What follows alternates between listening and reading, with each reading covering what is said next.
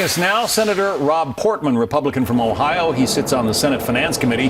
He was also former head of the Office of Management and Budget under President Bush. So Ohio's manufacturing days have, in many industries fallen on hard times. Some would say that Ohioans should like a tariff on iron and steel. What do you say, Senator? Well, I think there are abuses, and I think that we need to tighten the laws and enforce the laws more. And I'm the author of what's called the Level the Playing Field Act. We have won 3 big steel cases, which had to do with dumping steel and subsidizing steel, both of which is illegal under international rules. And that's helped because we now have higher tariffs in place, including, by the way, on Chinese products coming in. This is the rolled steel that's used for automobiles and other products. So I do think that it is appropriate for us to help defend these companies and these workers.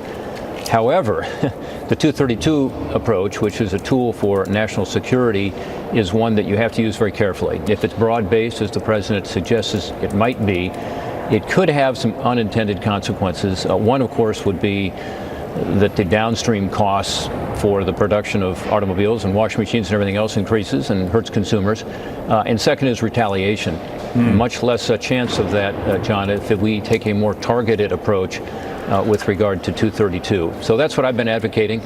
We met with the president, as you know, I guess it was a couple weeks ago now, and the press was there for the whole hour-plus meeting. And I talked about the fact that, yes, 232 is needed right now in certain sectors of our industry. Electrical steel is an example I use that we need badly for our electrical grid. We have one manufacturer left, 100% increase in imports in the last year. Yes, for national security purposes, we need to help protect that ability of America to produce that steel.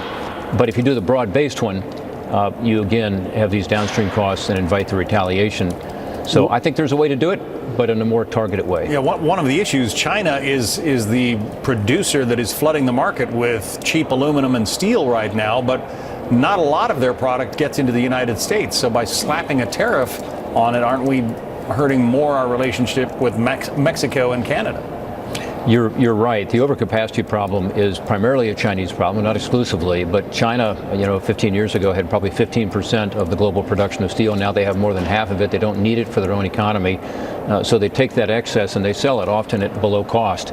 And again, that's a case that we brought here in the United States against China and we're successful with. Therefore, there's up to a 200% tariff on some Chinese product coming in. I think that's how you handle that. On the transshipment issue, which is what's going on now, you are right, they don't send it directly to the United States, but if they send it to a third-party country, say Korea, which doesn't have an oil and gas industry, and Korea makes oil and gas products out of the Chinese steel that is inexpensive, maybe even sold it below its cost, and then they send that to the United States, we need to address that as well. And there are ways to do that.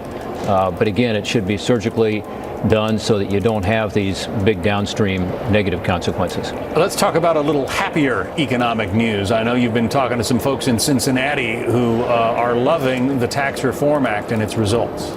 Yeah, we just had another meeting. We've had about a dozen meetings around the state now with companies, including roundtable discussions with numbers of companies, and the results are the same everywhere I go, whether it's a small business or whether it's a large business, which is that the tax reform legislation is really helping them to be able to be more successful.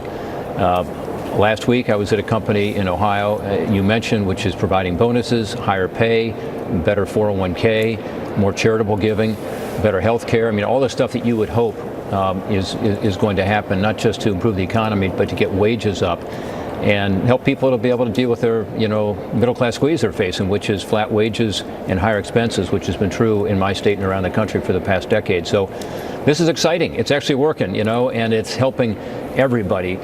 At these companies, when I talk about it, sometimes workers come up to me afterwards and they say, you don't have to tell me about this because I see it in my paycheck. In other words, I'm getting another $40 every 2 weeks in my paycheck, and that's very meaningful to me and my family. It's about $2,000 per year for a median income family in Ohio, just from the individual tax relief, forgetting the business tax relief. So this is a big deal, John, and it's working. Those businesses are kicking into 401ks at a greater percentage now. Their bonuses, higher match, that kind of thing. So yeah, some good news.